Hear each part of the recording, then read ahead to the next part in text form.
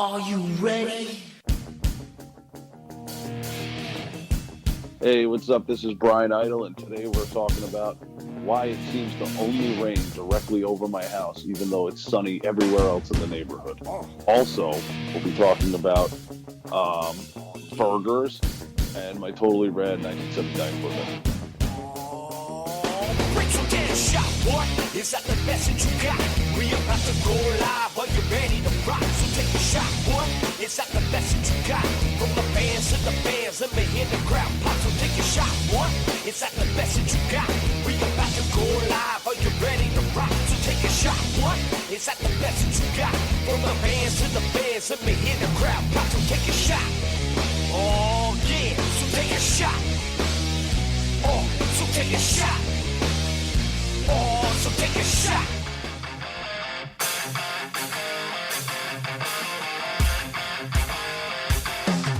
All right, everybody, if you're ready and willing, I'm Abel, and welcome to another exciting edition of A Shot of Wrestling, the interviews. If you have not done so already, follow us on all forms of social media at A Shot of Wrestling on Facebook and Instagram, and Shot of Wrestling, no A, on Twitter. You can also contact us via email at inbox@ashotofwrestling.com or dial it up 619-343-3005 and leave your comments on the Shot of Wrestling hotline.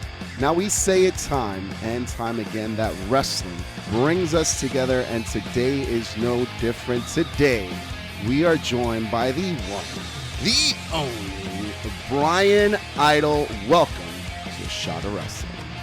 Thanks, man. What an exciting introduction that was. That was pretty wild. It's a pleasure to have you on the show. It's even a bigger pleasure to actually have worked one of your FTW shows as commentary. So thank you so much for that opportunity. Oh yeah, I forgot. It's fucking awesome.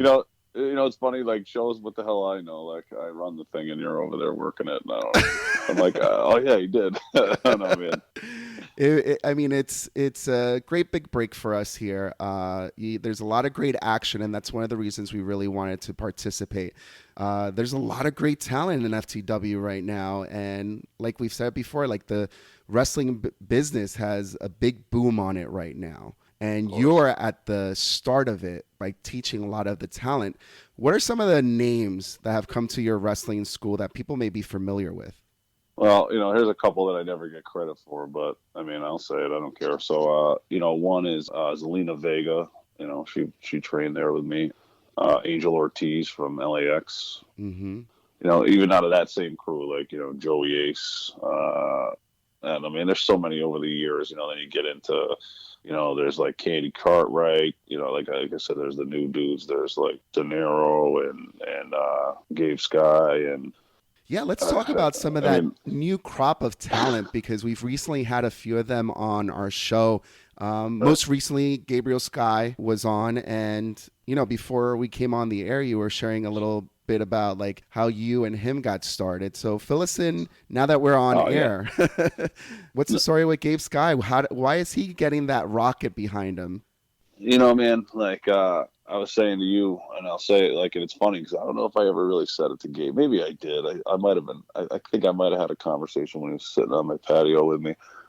First, like, he was training there for a few months, and, you know, he's a good kid or whatever. And then we did like a ring crew together, and the first time I ever sat alone with him, we sat there and talked, you know, and he struck me as a different kind of person because, like, you know, he was going to school for like music production and, you know, artsy kind of technical artsy stuff. Yeah. And, you know, he's not the biggest guy, and like he's like, you know, so calm and relaxed. Like, I just really didn't think, like, in my mind that like wrestling was cut out for him. Like, after talking to him, I was like, man, this dude's too nice and like too normal. And I don't know. I didn't see it in his personality. Like, he would go far. And then, like, by the time this kid had a debut match, I had not been the only one training him. So here I am being in and out over a couple months. And, you know, by the time he had his debut match, like, I was blown away. I just remember, like, you know, he came in with his gear and his shirt off, and he had these abs, and like, it was like, I didn't, like, you know what I mean? I never even saw him as a physical person. And like, then all of a sudden he looks like in shape, and like, he's jumping all over the place. And like, I was kind of blown away, and I was like, wow, man, this kid really, I really underestimated him. Obviously I wanted him to be successful, but Right, right. I got a pretty good eye at like sizing people up, and I'm saying he's somebody that like I sized him up one way, and he was completely the opposite, which is awesome to see. Like, and like you asked when you said, what's this thing that's this rocket behind him? Like I said, I think you can't give anyone else credit except for him. I think. Well, actually, I will give somebody else credit though, man. I'll say iron sharpens iron, and Tristan Ty and him are very close, and they're both doing great things. And I think it's their bond together that and how they work together that keeps them ahead of people, and they're always trying new things and trying to come up with things, and that's cool, man. But like both those two have the same personality trait that I think a lot of people in wrestling don't have, and it's that they listen. Like if somebody worth listening to says something, they don't just listen to it, they follow it like exactly, and then they're driven to improve on who they are and what they do. And like I said, that's why both of them really so far so fast, and like Tristan signed with MLW, and like I said, Gabe, you're looking at he'll sign a big contract one day. Yeah. Probably not too long from now, probably a year or two. I'm sure he'll be huge. I had a conversation when I had the conversation with him. He did so much in that first year, and there's so many veterans that are in the business trying to make it still work, and it's been like 8-10 years. What are some of the secrets that you could share with maybe some of the talent or some of the wrestlers who listen to the show, as far as like these are the traits that you need to have to be able to make it a successful career in a shorter amount of time? Here's the thing, man. All those things can help. Like you can say, oh, this will make it a shorter amount of time, or to make it easier. But the truth is, man, it just takes how long it takes. I found the biggest success probably arguably this year, right? If you ask people, I'm always doing something every year. I've been building, but if you were like, wow, what is your breakout year? Like, come on, I was just on WWE last week. Man, that took me 20 years. So. And also, I'm in good shape. I've always been in good shape. I'm tall. I'm athletic. I'm really not that bad of a wrestler. I can talk on a microphone. So I'm a good person. Like I'm involved in charity stuff and all this other stuff. So there's no boxes you could really check that are going to ever make this really easier. I just think if what you're driving at and what I would say is like, okay, you have to check the obvious boxes first. Like you have to be like, okay, do I look somewhat athletic? Am I capable of wrestling? Like, do I know what I'm doing? Can I look at other people's wrestling and be like, yes, I can do this. And on top of that, it's just a matter of, I guess, but your question is, how do you do it faster? Because if you can hang in there long enough, everything's possible. But how do you do it the fastest? It's just check those boxes, and man, just try to put yourself in a situation. If you're out there, if you show up at shows and you help out and you make connections, it's probably your best bet. Yeah, no, I totally understand. And you're mentioning checking out some of the boxes. You pretty much are like a triple threat checking out these boxes, because you're an actor, a model, and a wrestler, and you're actively in all three fields. Which business do you find it to be the most cutthroat? Sadly, pro wrestling, dude, because it's not even just the wrestlers in there who somehow think you're competition, but it's like the other people involved in the business, like, whether it's some weirdo promoter or like these dirt sheet dudes that just like dig up and make up stories and like try to twist everything. And it's like you just, because they're buddies with another wrestler who's threatened by you. That's the kind of shit I've experienced, and it's lame, dude. Like, so it's really cutthroat and wrestling is dumb because I get it. Everybody wants to wrestle, and like everybody wants to be a star. Everybody wants a pat on the back, and everybody wants a Facebook like. That's cool, but like people forget that this is supposed to be a job. So like when you got dudes who routinely, not once, but routinely just don't get paid to wrestle, and they'll take your spot. Like they're, Like they're like, I'll do it for free. I'll do it for free. Like if somebody said, hey, I want to paint this wall, and I'm like, oh, I'm a painter. I'm pretty good. I'll do a good job. Give me $100. I'll paint your wall. And then another guy's like, well, like I can paint a wall and I'll do it for free. And then so at least one time the person's logic is like, well, let him paint my wall. How bad could it be? And you know what I mean? And like even if it sucks, they're like, well, whatever. It was free, so I don't care. Well, I've heard a saying that, if you pay cheap, you pay twice.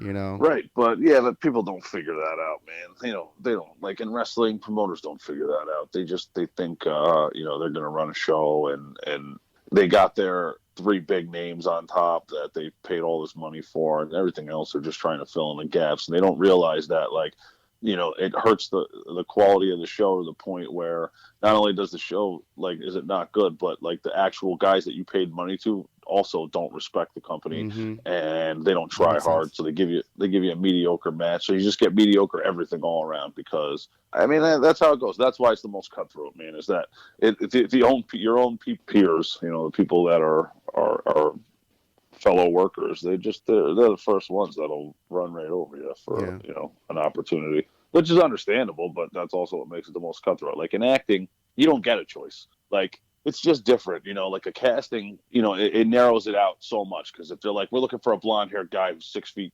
plus tall, you know what I mean? Mm-hmm. That's not everybody. That's Right, right. you've just cut a tremendous amount of actors in the world, but now we're down to a narrow thing. And then the way an audition works normally is you just go in by yourself, you audition by yourself, and you leave by yourself. Everybody's just on a line. Like, you could shake hands and be fake with everybody. You could sit in a chair and say nothing. It's really not going to matter, dude. Once you're Mm-hmm. standing there, they're looking for what they're looking for, and that's it. Like, That's I'm it. sure Yeah. in bigger situations, there's moments where two guys are on a movie together and somebody cuts everybody out. But as a baseline, and just from the start, nothing is more cutthroat than pro wrestling. Mm. Nothing. No industry. Mm-hmm. Well, we're going to get into the highlights in the year that you consider your peak, your 2019 year.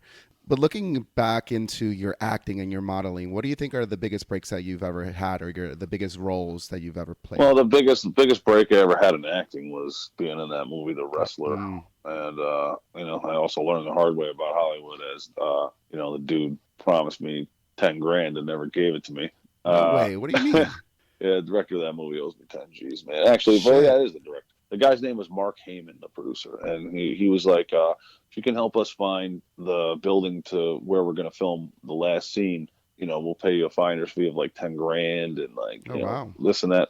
So I showed up with a DVD it was NWA Cyberspace. It was Grim Reaper's DVD, and I took it in there, and it had a building from Dover, New Jersey, Mm-hmm. some theater. I forget what it's called, but it's in Dover, New Jersey. It's like a theater venue. Yeah. And I did a concert there for one of the guys, Dave Mason, who used to be affiliated with Pink Floyd. And I knew that place was the spot because it needed to be in Jersey because for tax reasons. I don't know. So anyway, I showed him the spot, and I remember the guy said, "Oh no, I don't think." I had an email somewhere, and he was like, "Oh no, we're not going to use it." And I was like, "Oh, okay." And then the last scene of the movie is filmed there with Oh, scene shit. with it's ROH, and then he jumps off the fucking rope and dies, and that's in that place. No way. So did you So not find out that the location that you suggested was used? Like when you watched the movie, yeah, that's no, when you found out? that's when I found out. Oh, Yeah. fuck. Yeah. And now you're just Yeah. waiting for that paycheck. Yeah, sure. I'm Damn, sure yeah. it'll be Keep coming. waiting. How about for modeling? What's been your biggest break for modeling? Being on the cover of a romance novel where I'm half turning into I'm turning into a cat, man. I don't know. It's wild. So you're on a romance novel. Yeah, it's the That's cover. crazy. It was for Amazon. The cover. It's on my Instagram somewhere, which What's is the at the name of Bryan Idol. the book? It was like, I think, Lincoln, the Big Cat series, like number 4 or 5. I don't know, some Oh my ridiculous gosh, shit. that's cool. Yeah. But yeah, that's acting and modeling. But 2019 in wrestling started off with a bang, and it made a bang everywhere. Like everybody was talking about it because once the picture started hitting the internet, it was like people wanted to know more. It was you, Gabe Sky, in a ring, full arena, over 19,000 plus in Barclay Center for ASAP Rocky. Fill me in on how you got involved in this, first of all. So my brother does.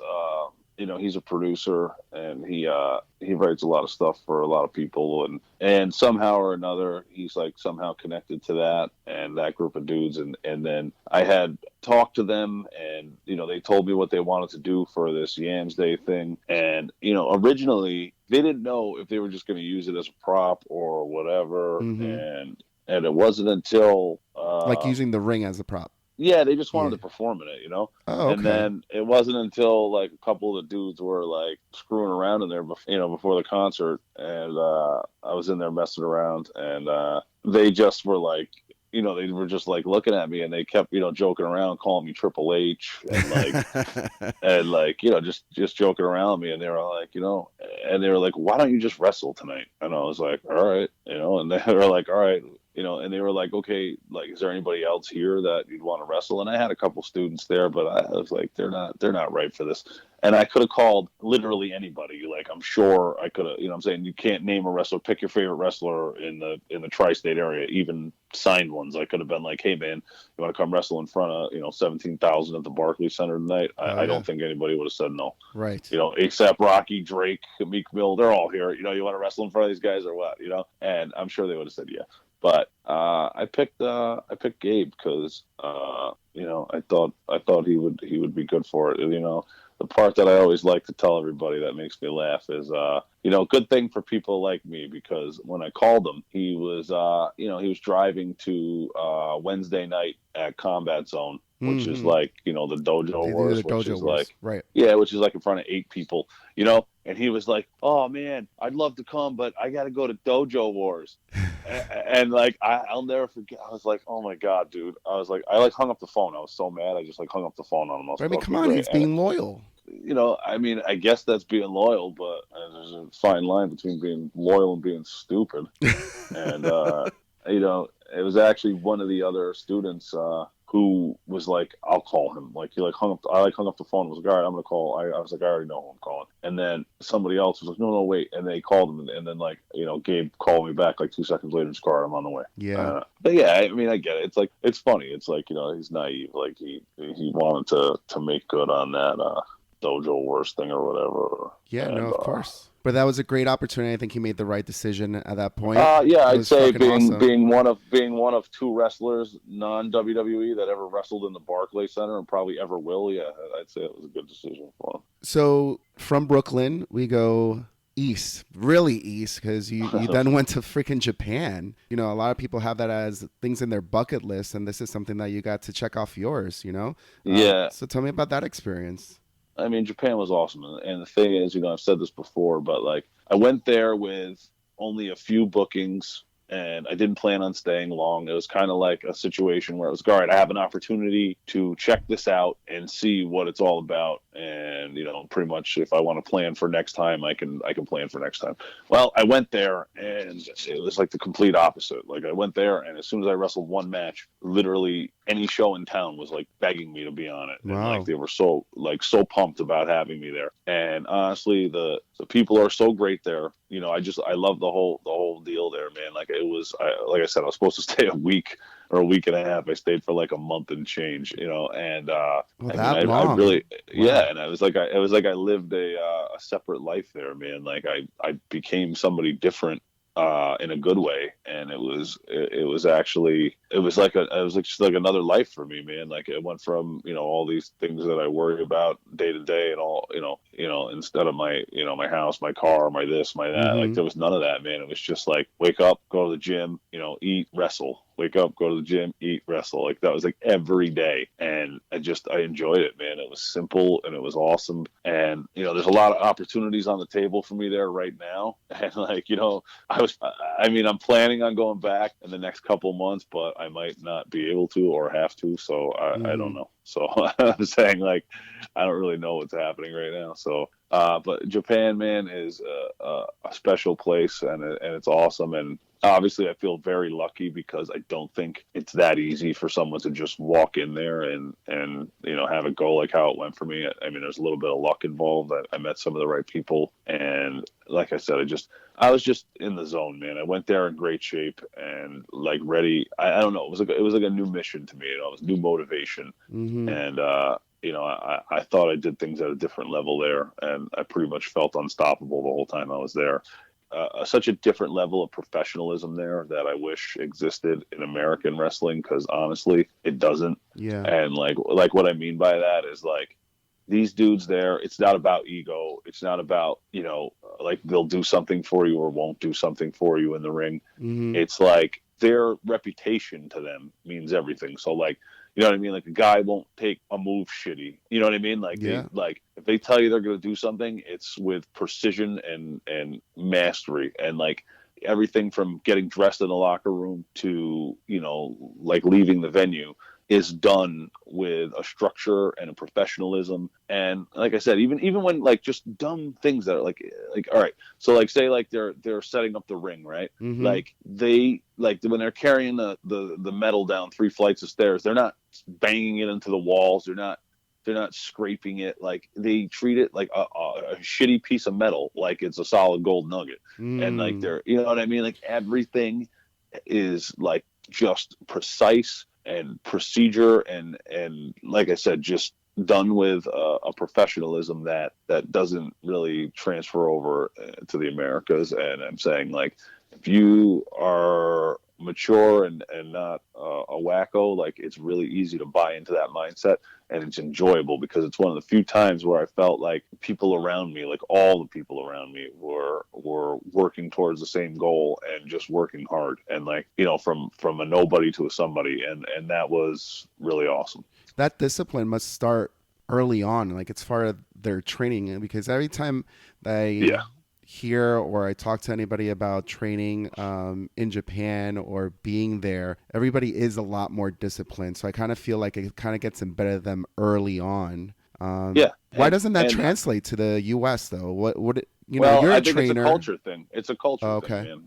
man. You know, I just think, you know, kids, and when I say kids, I mean adults in their 20s. I just think that their whole life they're so used to, you know, being patted on the back and rewarded and told like, you know, you have control of this and open your mouth and do this. It just translates poorly when you're trying to learn something or have that discipline, because it's like you're always like life has taught you to let yourself off the hook. And Mm-hmm. in Japan, you know, unfortunately that doesn't exist in Japan.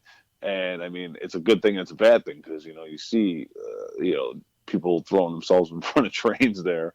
And it's because, I mean, every detail in life there, it's just their culture. Every detail in life is very precise. You know what I mean? And like we're done with honor and respect. And like I said, it's from take your shoes off, you know what I mean, to don't leave a crumb on the floor. Like it took getting used to for me. Like I felt like a grizzly bear on the loose in there at first, because like I'm spilling shit on the floor. You know what I mean? I'm talking loudly. I'm picking up my phone on the train. These are things you don't do, and you're like, okay, what's the big deal? Like, who cares? But Mm-hmm. like, this is ingrained in them since they're children. You know what I'm saying? So like when like it's not that they can't. Of course they can step outside these boundaries, but they're just like, how dare you? Like, who do you think Right. you are? If you buy into it, it's really not bad, especially in the, you know, forum of wrestling. And, you know, I appreciated that a lot. And like I said, I mean, even some of the way I said this maybe sounds kind of negative or constrictive towards them, but Japanese people have an amazing culture, and they really are amazing people. And it's really beautiful. And the attitude, like I said, if you said what attitude is truly inside of me, I would say I mesh very well with all of that. And how's the food over there? How are the women? How Uh, other parts of that culture? You know? Well, the food is like 10 out of 10, man. I Oh mean, yeah. again, everything is done with honor and respect. So if you get McDonald's there, that shit comes looking like the picture. You understand? No way. They're not, it's Okay. not some pissed off teenager picking his nose and then like flipping a burger onto the thing and telling you to get out of here. It's like they realize that that's their job. Wow. So if your job is to make a goddamn good McDonald's hamburger, then you're going to make a good Mm. hamburger, and you're going to hand it off with a smile, and you're going to do it. And that's like what you're paid to do. That's your job, and that's what you're going to do. So like, again, it's kind of awesome, because if you're not a prick and you don't take advantage of that, and you can just be grateful that someone else took pride in what they did, and you can say, okay, thank you, you know, or, you know, arigato, as they say. And if you can do that, and you can truly be humble and enjoy that, you know, there's a special thing there. And probably my theory on why the food is so good. Like I ate like a king, and like it was like everything was so good and so unique. They have this style and this, you know, I was trying to put it out the other day. I did film some of these things. Like there's one of me like eating kimchi for the first time, What's kimchi? and it's like a fermented cabbage. Okay. And it sounds disgusting. And I've seen it in America, and I'm like, oh, this is gross, dude. And I had it there, and it was incredible. Like it didn't look the same. I didn't even know what it was. I just started eating it. I thought it was like a salad, something. I don't know. Yeah. And I was like eating it. I mean, essentially it is, but I was like, whatever. And I was eating it. And I was like, this is incredible. And it probably had like 10 ingredients that I would think that I don't like. And I loved all of it. And like I said, it's just because everything there is made so well. Like when you go to a restaurant, like they try. So it really, like I said, food's a 10 out of 10 there, man. And not expensive, by the way. Really? Which is, oh yeah, forget about it, dude. It's so not expensive. Japan's pretty rad, man. I mean, like I said, a lot to get used to. Definitely a cultural shock if you're planning on staying there long term, but definitely awesome. And like I said, honestly, I'm not insulting people, but I think 9 out of 10 indie wrestlers that are like, oh, I would love to go to Japan. I don't think they would last 5 minutes. I just, there's no way. Like the mindset of what I've seen about how guys are and how they act in a locker room and how it doesn't translate. They would push you right out. They'd push you right out the door there, man. They'd be like, all right, you're done. I gotta be honest with you. I think it also could be a generational thing.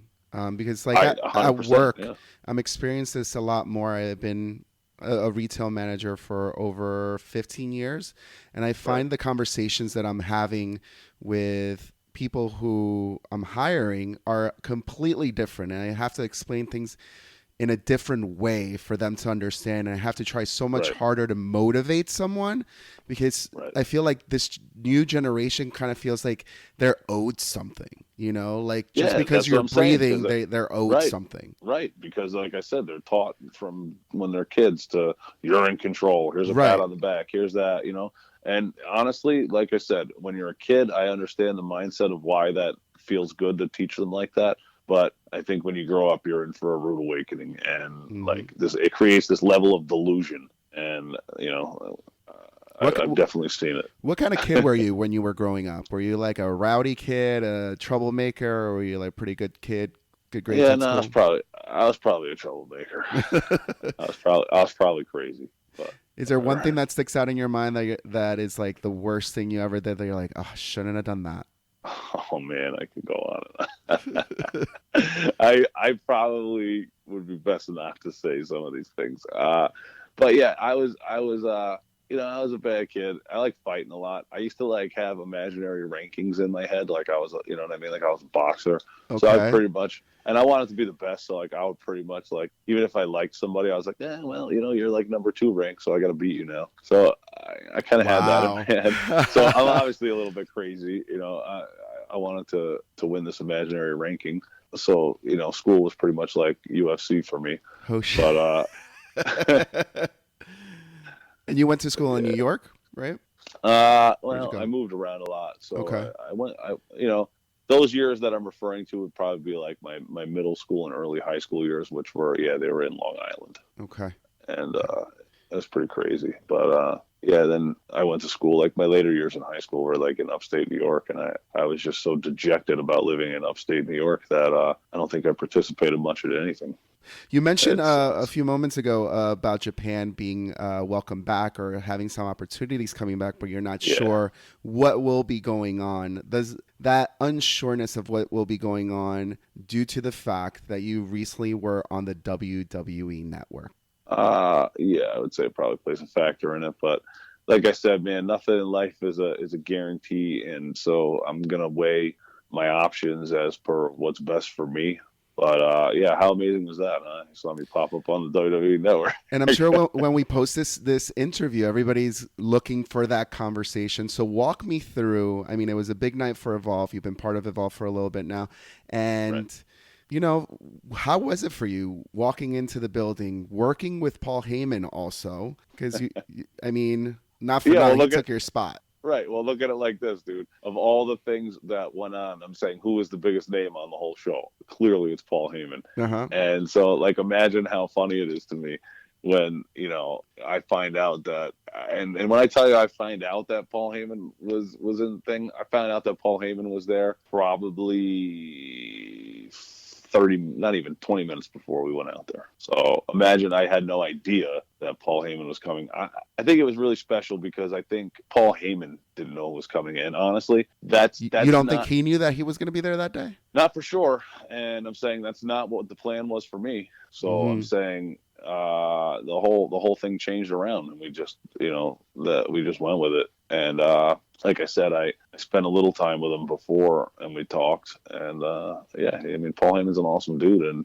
I mean, like the craziest thing to me, like that I've been joking about it on Facebook and saying it, and it's so true and it's so funny, is that, like, think about this, dude. How many ECW reunion shows, House of Hardcore, Extreme, whatever, and all these things, right? Not one of them has ever brought Paul Heyman back to the ECW arena. You know what I mean? Like, not one wrestler, not one guy, nobody got to give this emotional speech and then bring Paul Heyman out. And it was like, it all came down to me in the ring coughing, and then all of a sudden Paul Heyman appears. So, like, I'm the guy, not Sandman, Tommy Dreamer, Sabu, Just Incredible, Raven, blah, blah, blah. None of these guys were the guys to bring Paul Heyman back to the ECW arena. It was me that brought him back to the ECW arena. And that's hilarious to me. And also very humbling and cool, like, because, I trained with Mikey Whipwreck for a while. I trained with Sabu. So, like, I have roots in there, and when my first real goal as a wrestler was to be in ECW, but then it closed. And, so it was kind of like a full circle thing for me. Yeah. And it was pretty awesome. And like I said, to be accepted by Paul Heyman and I mean, obviously he could have said, I don't want to be out there with this guy or whatever, you know what I'm saying? And he was quite the opposite. He was very complimentary, and he was a great guy. And it was an interesting way that you were introduced also, because Trevin Adams also said, Evolve would not be what it is today if it wasn't for Bryan Idol. Now, you probably have a lot of people, scratching their heads. They're like, really? Like, are there any of those contributions that are maybe not seen on camera that you may contribute behind the scenes that made that statement true? Yeah, but honestly, I think that's not what he was really driving at. I think the point was just to kind of piss people off. like you kind of like in that sentence when he says it, like you're waiting for him to say Johnny Gargano. Yeah, you're waiting for a big homecoming, Yeah.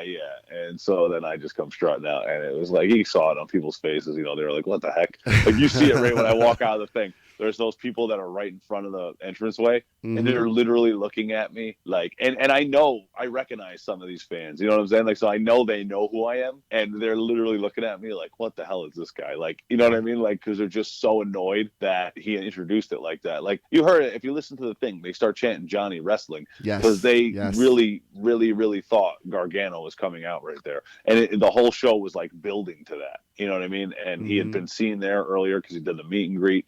So I think everybody was like, "Oh, this is where Gargano, was really a man who Evolve wouldn't really be where it is. Might not be where it is today." And it just in everybody's mind, they're thinking Johnny Gargano, and then I come walking out, and that was the point. And we knew that would probably upset some people, and we just played on it, and it was fun. Now, how did it feel? Because it feels like the whole arena just turned on you. And it was, I don't know, if it were me, it would be a very uncomfortable moment all alone in the middle of this ring, and everybody's like ready to throw rotten tomatoes at you. Yeah, but I live for shit like that, dude, because you know what I mean, man? Like, that's how I troll people. Like, I know that I piss people off, and like, that's the funny part. And like, somebody else would be like, "Oh, I'm sorry. You know what I mean? Like, I'm not. I'll look you right in the face and be like, "What's your problem?" You know what I mean? Like, while they're like booing me, and like, that's kind of what I did. I kind of looked around like, you're booing me? Like, what do you know what I mean? And like, at the same time, like, come on, yeah, like, just creating this tension. And like, look, I'm not saying I'm some improvisational actor genius, but for me, I thought the key was to take my time with it, like, to really take my time with it, and not like turn my head fast or do this or this. Like, I really wanted it to feel like as long as possible. And like, I tried, I just tried to create that, and I tried to let the people, the tension build up in the audience, and to let, like, people really be pissed off, like, to the point where they're almost like, what really is friggin' happening here? You know what I mean? Right. Like, That's what I wanted. Like, and like, and it was funny because again, it went a little longer, I think, than everybody expected, and it was too funny to all of us. You know what I mean? Like, it was like we were like, wow, that worked, and it was good. And like that's the name of the game, man. It's supposed to be. It was a moment. It's supposed to create a moment, man, and what a fucking moment. The Yeah. lights go out and boom, there's Paul Heyman, and I mean, you saw the whole night. You could watch that whole show, no reaction like the reaction Paul Heyman got. Like the entire place, they went to that wide shot. Like it's stuck in my head because I saw it, and they went to that wide shot, and it's just Paul Heyman, Paul Heyman in the middle, and everyone fucking standing up, and like that was Yeah, it was really. Probably, like you said, one of the big moments from that whole event. And hopefully it showed that, the fans, people want more of, like more of these independent wrestling companies on a large stage like that, Well, I think was interesting and worth mentioning was, going into it, a lot of people were on Twitter were like kind of shitting on Evolve and WWE because it was running against, I guess, AEW. Let's talk about that. Yeah. And I mean, I'll be honest, and this is the truth. The mindset in the Evolve locker room. And like I said, they would want me to share this because I think it's important. Is that in no way were we planning on competing at all with AEW? Like no one cared. Like nobody was like, we're out here to do. There's somebody else running a big show, and like there was none of that, dude. We were just like, wow, man, we're like, this is a chance. Like this is an unbelievable, happening, and like let's go out there and just do what we do and just kill it. And like, and it was a great feeling, man, because there was a lot of locker room unity. Everyone was supportive. Everyone was pitching ideas to each other. It was a different kind of locker room that day, than probably I've ever experienced, and in a good way, because it was like everyone knew that this was their moment. And like, instead of being afraid or whatever, everyone just drew on all the things that they learned, and people shared experience. And, I mean, I'll just say it, like guys like Eddie Kingston were giving great advice and talking people up. And, like I said, it was funny because I saw on Twitter, like beforehand, that like tons of backlash, you know what I mean? Like, oh, like what a scumbag move, this and that. And, and I think people don't really know the details that this was in the works, you know what I mean? Like it's been in the works, and it wasn't just, it was probably more coincidence than people realize. And I mean, that's just how, isn't it funny? That's just how wrestling works. It's like, it seems like this grand plan of the war wrestling and chaos. gods got together. And but people don't see it that way. They think of it like, oh, it's this big plan. It's this diabolical scheme. And it's funny because it really wasn't. Like I said, but the part that was rewarding is after everything, again, when I would scan through Twitter, I saw a lot of people were very satisfied with the Evolve show, and not that I wanted them to say anything bad about anybody else or anything. It was just that it was funny to me that some of the same people that were like, "Oh, screw Evolve, I'm watching this AEW," and then it flipped. It was like, like, "Oh, AEW, the feed sucks, and this match is bad, and I've turned on Evolve now and I'm watching it." And I mean, like I said, for whatever that's worth, like I mean, I thought it says a lot, but maybe it says nothing. Maybe like you should have your mindset of where people should say, like, it's just exciting that there's different things being put out there. No, it's now totally exciting that there's more opportunity. I do think, though, the AEW storyline has also been a lot more about like, hey, that is our competition, and we're going to make sure that we let everybody know if you're with us, then we're coming to fight, But what the Evolve show was, it was completely separate. There was never a line thrown at AEW. There was never any sort of like, there was no reference to it at all. Which is what made it more important for you guys and spotlight you guys and the action that you guys were delivering on. You mentioned being on Twitter and being on Facebook. It's a new age in wrestling, and I think it's easy for you guys to kind of feel the pulse of what everybody's thinking. Does that affect the way a show is produced? Like for Evolve, for example, if you are able to read how people are reacting, how people are saying maybe they want to see something, are you able to make those tweaks to kind of appease more of the audience? Here's the thing, man. I'm not saying that doesn't happen, but like in theory, that is the worst idea to ever get involved in. Because if you think about, let's forget about like let's saying like leave the booking to the bookers and the professionals. Like I'm not even saying that. Mm-hmm. Let's just take it as simple as wrestling is about reactions, right? Right. So these people are watching whatever and they're reacting to it, right? Mm-hmm. So now when people react to things, usually there's two types of reactions, like for every one person. There's a Mm-hmm. gut reaction, like their instant in the moment reaction. And guess which reaction, there's that. And then there's their long-term reaction. Guess which one is going to end up on Twitter. You know what I'm saying? Yeah. You're going to get the gut reaction gut. is what goes on Twitter. It's never 2 days later when the person's like, oh, I thought about this. I actually really liked it. They're like, oh, let me go back on Twitter and contradict myself. They don't. So you're getting their gut reaction, right? So if you start trying to cater things to people's gut reaction, then what you're doing is you're giving power to the impulses that you've created. So it's like a negative feedback loop. Like you're listening to the reaction that you drew out of somebody that you knew you were going to draw out of somebody, but but you're now changing your ingredients or your product to match their reaction or to mesh more with their reaction or try to further this reaction. But what should be realized is it's about reactions and it's about moments, and you want to pull different ones at different times. You're not trying to recreate the same reaction or build off the same reaction or the same emotion. You're constantly supposed to put new stuff out there. No, that's you know true. what I'm saying? Yeah. So you can't go down that road. If you go down that road, aside from, like I said, because then there's the whole argument of like, okay, what does this dumb fan know about wrestling? Why is he telling me like, oh, I hate this heel. This is the heel I want to cheer for. And you're like, okay, well, that's the bad guy too, you dummy. You know what I mean?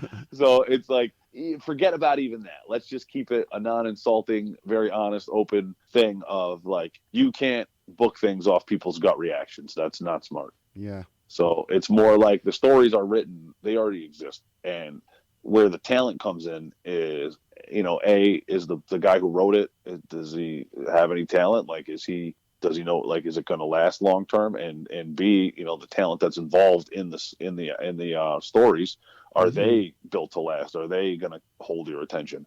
And when it usually falls apart, it's usually one of those two things. You understand what I'm saying? It's like, it's not, I guess in a sense it's the idea because it's who wrote it, but that's what'll make it fall apart. Like we said earlier, if you got somebody that checks all the boxes as a wrestler and you got somebody that checks all the boxes as a writer and they get together and the story is the way it is, chances are it's going to be something everybody's into in the end. It's going to get more positive than negative.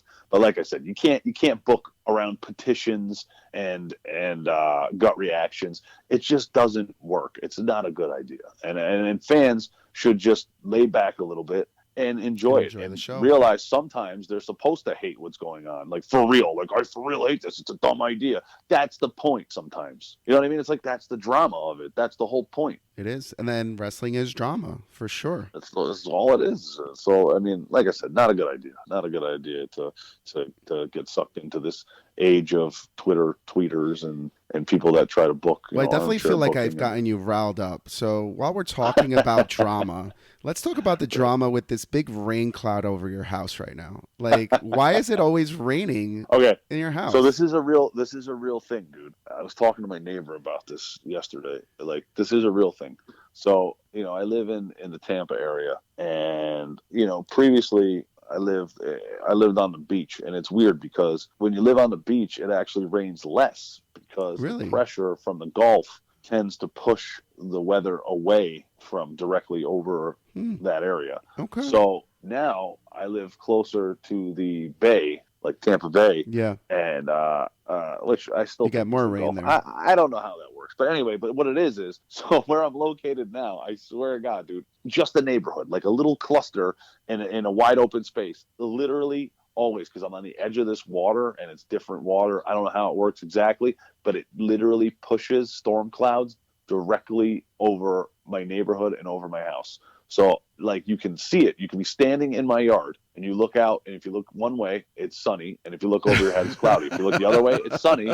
So you can 360 any way you want. Anywhere that's not over my damn head, there's not, thunder and lightning. And I mean, like, dude, every single day this summer so far, since June 21st, I'm not lying, every single day, it has rained, and it's like it rains for an hour, 2 hours, 3 hours. And when I say it rains, it's not like Well, it's Florida a weather, man. sprinkle. But you have the It's worst like weather on no, your it's like for block. real.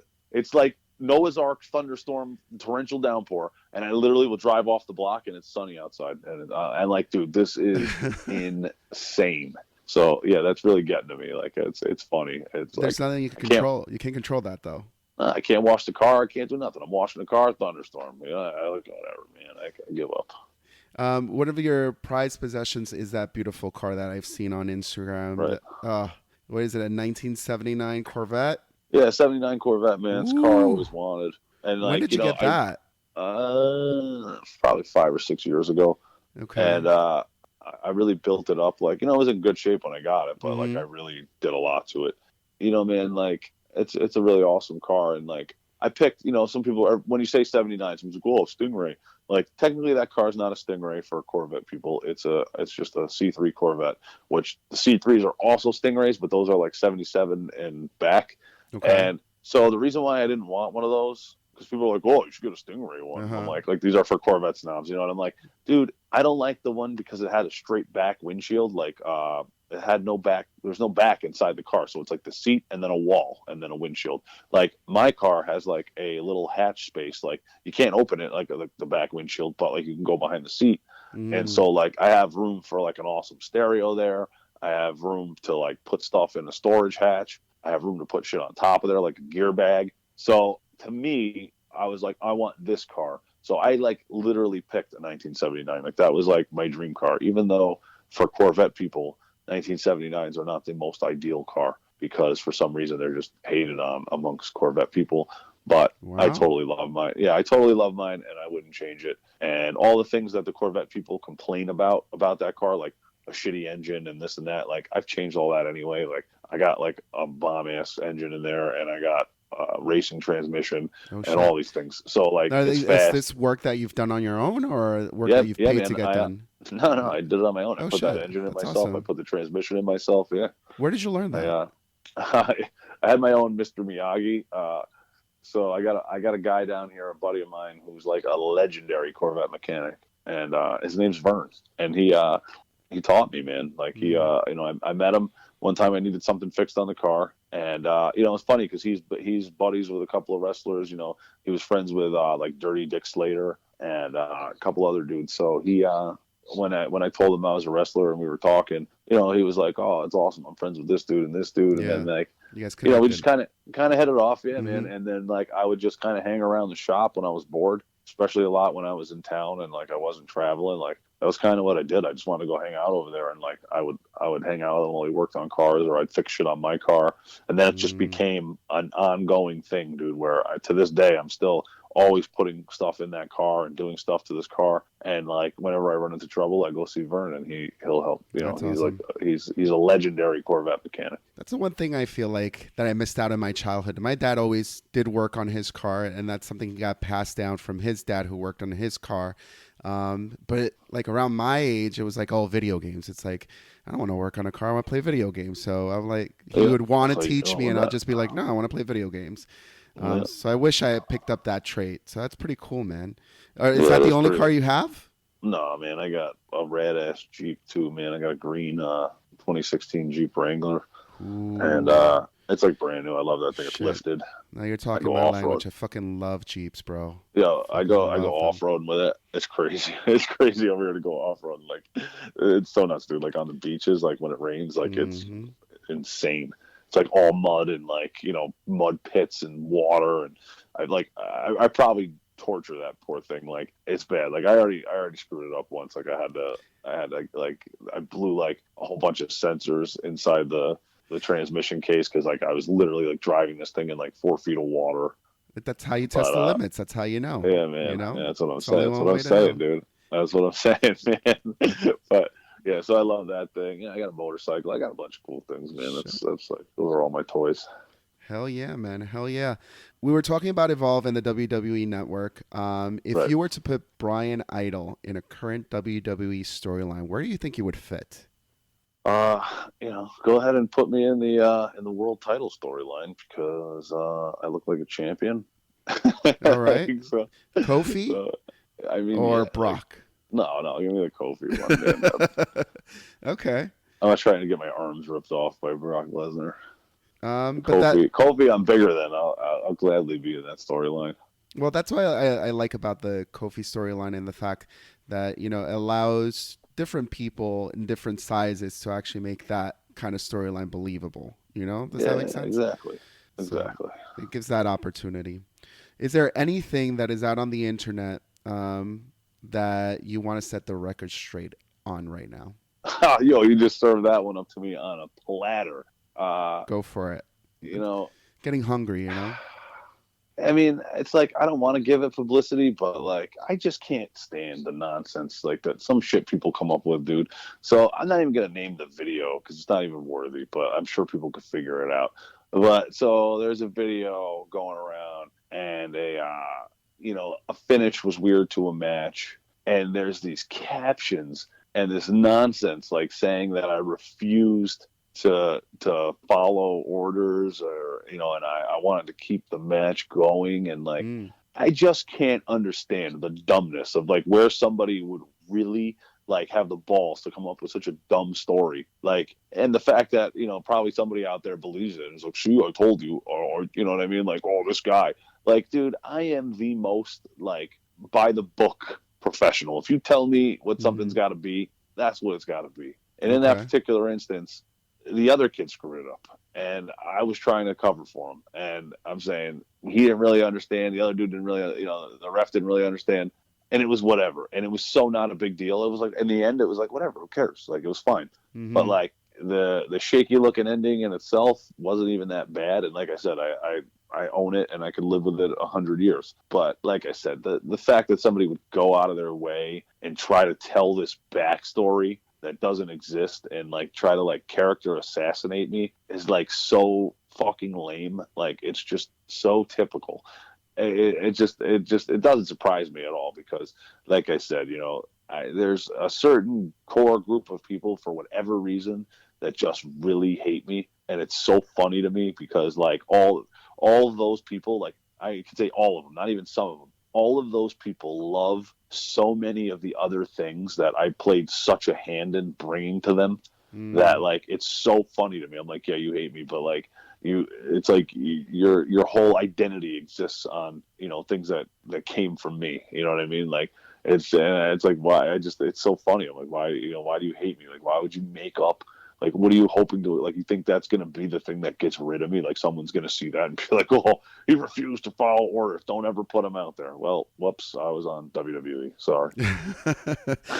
There are a lot of people who you bring into that circle. There's a lot of shows that you promote. You've brought in the Spirit Squad, the NWO. You have Corey Graves coming out this summer. Right. You Right. know, like how do you make these deals happen? Like it's great for wrestling, it's great for fans, but you Well, know, I mean, that's why I do it is I just try to make things that people would enjoy. And like, even like FTW, man, like I'll say this real quick, like the content has changed so much in FTW. We used to have all the premier guys. Like we had everybody, Adam Cole, Tony Nese, I could go on for hours. Amazing hmm Red, this guy, this guy, this yeah, guy, yeah, this yeah. guy. They were on every show.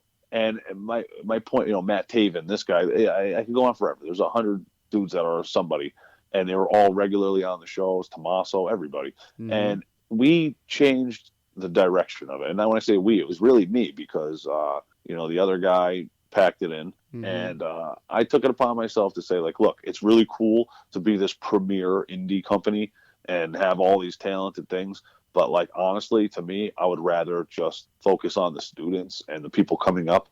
And I've known since day one that I did that the quality of the shows would change. Like, of course, you're not going to get 5-star matches out of people, but like anybody that has an interest and has an eye, like I'll always put a hook there. Like you said, I'll put a Corey Graves, I'll put the Spirit Squad, I'll put this guy, that guy, to satisfy those fans. And Hmm. then the ones that are a little bit more intellectual and realize, hey, we're watching the future here.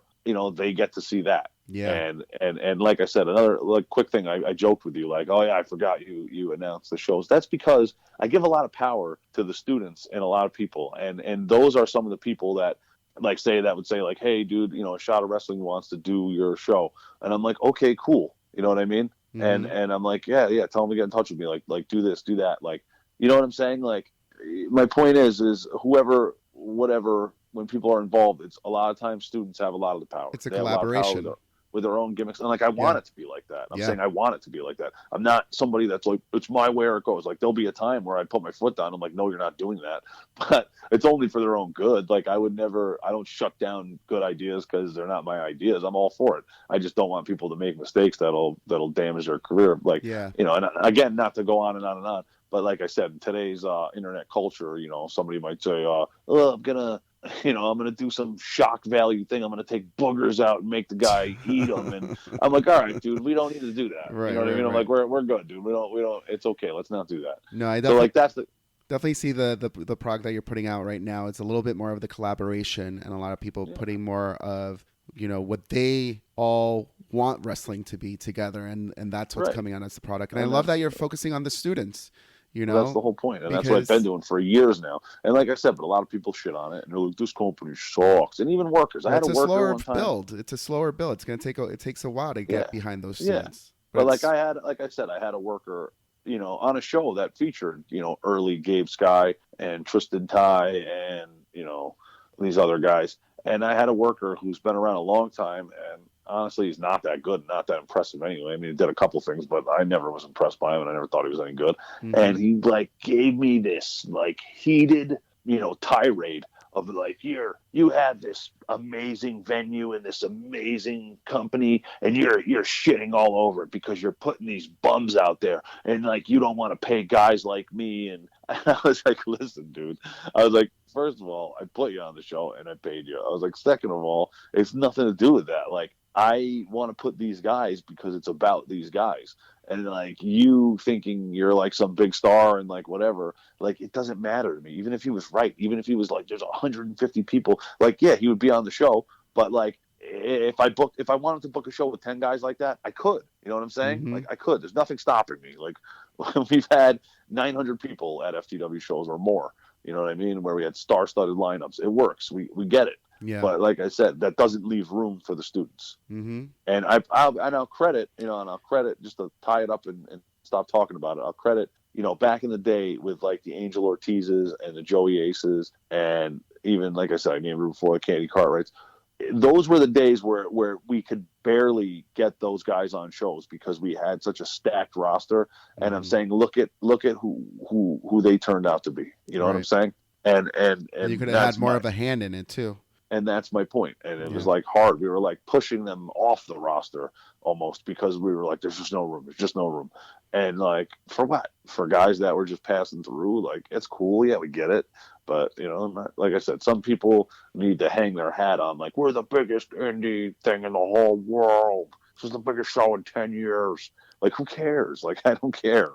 You know what I mean? The crazy thing is, it's in New York, there's shows like that every weekend. Like, everybody's they're trying to compete. Everybody wants to be. Everybody like, wants I'm bringing to be this name in, or I'm bringing this name in, and it's like, all right, but at what point will we get invested on the future? Like, that's what I get excited about. I get excited about the future. Exactly, man. Awesome. And that's where I've been for 5 years. You know what I mean? Like, I'm like, okay, cool, dude. I'm just gonna build up the future, and like once in a while, I'll sprinkle a name in to try to like, okay, we need some people to come out. Let's put this guy and make it special for those that care. And I'm good with that. I'm totally good with that. And so, I mean, it is what it is. Well, speaking of the future, it's almost lunchtime. Yep. I promised that I was going to share something with you. Sure. My favorite burger spot in New York is actually a little hidden gem. It's in the Parker Meridian. Have you ever heard of that? No. It's in the city. It's a hotel called the Parker Meridian. The place is the Joint. It's right behind, literally you walk into the hotel, and right behind the concierge table where people check in, there's a narrow hallway. At the end of that hallway, there's an arrow with a neon burger sign, and it's like a small little cash-only spot. The best burger in New York City. Well, that is impressive. I want to check it out. What is it, Midtown? In Midtown, yep. Right off of 6th Avenue. I'm kidding. It's like 63rd and Parker Meridian. It's the big hotel there. The Joint. Yeah, I'm going to remember that. I'll check it out. Now listen, I just share that with you because I want to get your favorite burger spot in Florida. People coming to assassinate me there. So, yeah, man, there's a place. honestly, it's pretty packed, and I don't think people would expect it, but it's called the Avenue, and it's in St. Pete, and it's unbelievable, dude. It's unbelievable. Like, their burgers are unbelievable. I don't know why it's a bar. It's like, oh, it's a bar. It's a bar, and it's like, I mean, the food's all good there, but it's like too good. Like, it's way good. Like, I look forward to it. Like, I don't even want to eat other hamburgers. Like, if someone's like, oh, I want to get a burger, that's the only place I want to go. I don't eat very many hamburgers, so like, it's a special event, so that's my go-to. So once in a while I'm there, and it's amazing every time. That's awesome. I'm gonna add that to my bucket list next time I'm in that area. I'm check gonna it out, man. The St. Pete, called the Avenue. Yeah, man. Is there anything left on your bucket list? I mean, we're wrapping up. I wouldn't even say we're wrapping up 2019, but there's still half of a full year. I mean, what else are you going to do this year? Oh, well, you said bucket list. I don't know. Maybe it's I can't even say that. You could say whatever you want. I'm so stupid. I was like, yeah, bucket list. Maybe it's to hook up with Andrea Londo. Like, hey, can I make that happen? Absolutely. No, you could probably make that happen. I can't make that happen, but definitely that should be on your bucket list. I'm ridiculous. No, man. I mean, I just want to continue. I just want to continue with what I got going, man. I'm happy to be involved with things, in things, and I'm happy. The work I put in is say not only that it's paying off, but like that I'm ready, and it's like I'm now, and I'm not lacking anything, and it's because I know that I put in so much work, and I've been so hard on myself, and so like that feels good to be like, okay, cool. If someone's gonna take a shot, let's go. Yeah. You know what I mean? I don't want too many things, man. I don't know. Like I'm good. I'm good where I am. Like I mean, I want as much success as I can get, but like I said, I'm more about enjoying the moment and trying to enjoy life instead of constantly grasping and whatever. Well, I'm totally happy for you enjoying these moments and actually, seeing the fruits of your labor. I remember coming into the independent scene 3 years ago, and I've seen you around. At that point, you were Earl Cooter, right. And the evolution from then to now, it's amazing. I've seen the work you've put into your body, into the way you present yourself. Your in-ring work has also improved throughout the years. And I think one of the things that impresses me the most is, as a teacher and you having students, you're still pursuing that dream that they have as well. And you're kind of making yourself an example and saying, hey, I'm not just a teacher, but, I'm going to tell you this is the way you're going to do it. But it's working out for me too. And not that many people could do that. Yeah, man, you got to talk and walk the walk. And like I said, man, my favorite thing is every time I walk through the door, I stick my foot in the back of it and I keep it open for the next guy. And that's like my favorite thing, that I'm able to do that. Respect, man. Respect. Thank you so much for joining us today here on A Shot of Wrestling. If we wanted to continue following this journey with you through 2019 and the future, where can we do that on social media? Straight to my Twitter or Instagram, which is at the, THG, like the Bryan Idol, BRYANIOL. I got to cancel my own name. BRYANIDOL. Bryan Idol. Awesome. At the Bryan Idol. Awesome, bro. Thank you so much for joining us. We're not done just yet. Hang around for last call, okay? Yes, sir.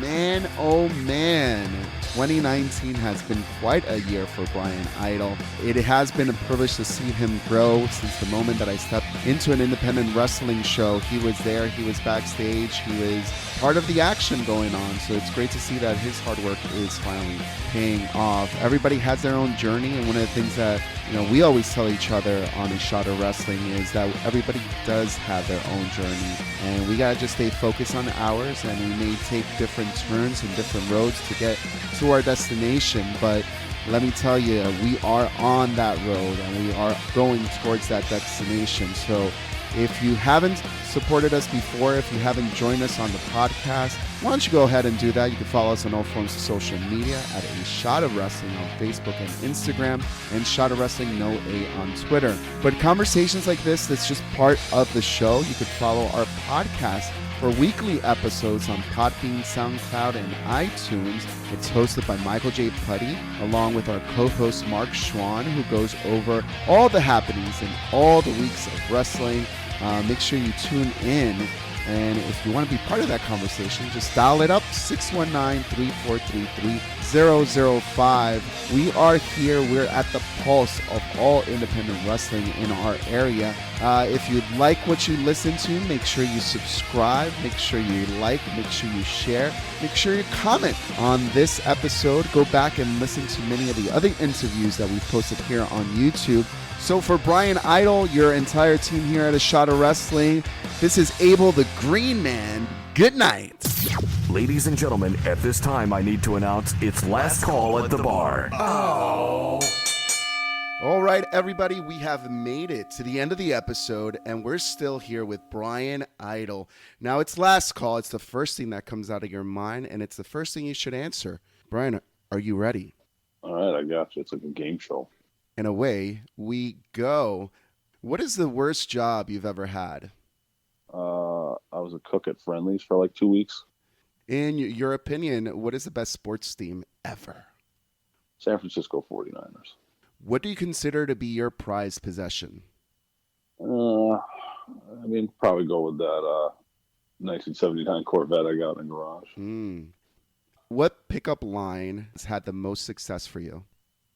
I could literally say, "Hi, the sky is blue," and I'm pretty sure it's going to work for me. All right. What is the best feature on a woman? Her face, by far.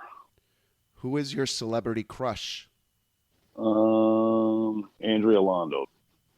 If you could change anything about yourself, what would you change? I'd like to be bigger. Who was like 260. Like 260. What are you now? 260 pounds. Like 215. Oh, man. All right. If your career ended tomorrow, what would you like to be remembered for? All the contributions I quietly made to like independent wrestling and somehow national wrestling. Like, I think a lot of people don't really realize how many favors and behind the scenes things I did to bring so many of the people that they love and the companies that they love, to life. And if anybody remembered me for anything, it should be for that. Absolutely. Bryan, and we've gone over some of them already in this interview, so thank you so much for joining us. I'm sure we're going to see you a lot more in our area and hopefully in Florida. Maybe we should take a little road trip down there. Road trip. Yeah. Hey, baby, I hear the bell ringing, hip tosses and body slams. Oh, my. And maybe you seem a bit confused. Yeah, baby, but I got you pinned. Ha, ha, ha, ha. But I don't know what to do when I see them with that golden case. They're cashing it in. Authority all in my face. What is a man to do? Good night, everybody.